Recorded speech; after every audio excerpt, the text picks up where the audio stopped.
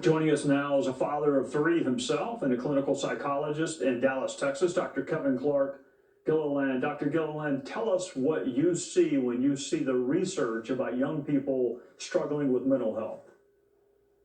It's alarming, Counselor. It is. Your summary is chilling and unfortunately accurate. We are seeing more young adults than we've ever seen. Like you said, they're at a place of stepping into the world. And when they look at the world, they're not encouraged and inspired by society or institutions or even leaders. And then they struggle because they're starting to develop intellectually and they see that common sense and logic don't seem to be part of discussions. Instead, it's emotion and rhetoric.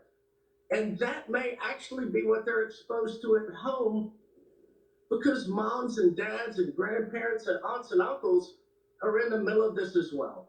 And they're having to learn at a very young age to sift really important information and to know that that information can really negatively affect and skew their perception of this world.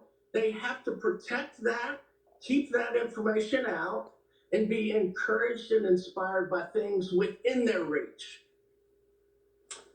All right, Dr. Gilliland, I want to divide this into two parts, and I want you to give some words of wisdom. First, to young people themselves. I mean, you're the father of three, young people themselves that may be struggling. What's your advice for them? And then for the parents or grandparents who want to help them, what's your advice for them?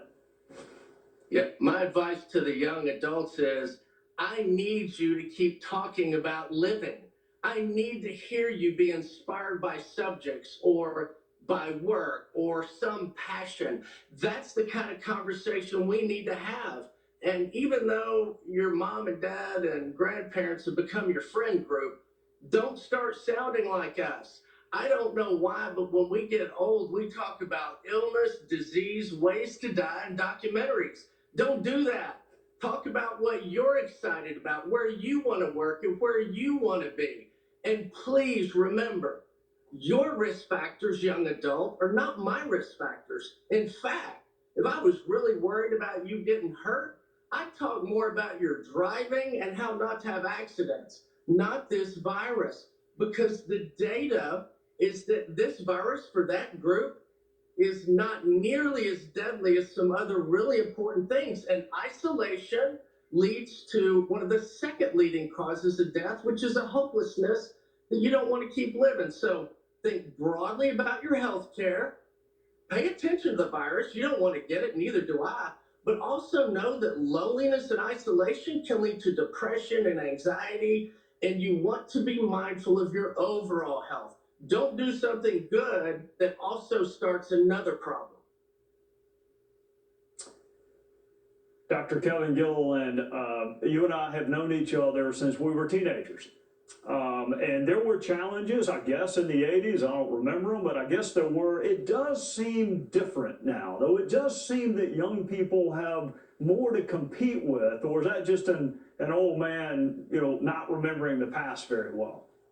Well, it may be both, to be fair. However, when we look at the trends over the past 10 years, this is not the same as when we were going through high school and college. And mom and dad, stop using your experience as a reference for them. It is a very different world. It's extremely difficult to move forward when you are disconnected from all your friends and peers. And where do you look to be excited about moving forward? So the challenges are greater. The psychological and emotional toll is far greater at every level they look at. Words of wisdom from Dr. Kevin Gilliland. Doctor, thank you. I look forward to having you on again. Good to be with you, Counselor. Thank you for your Winston Sears. Thank you.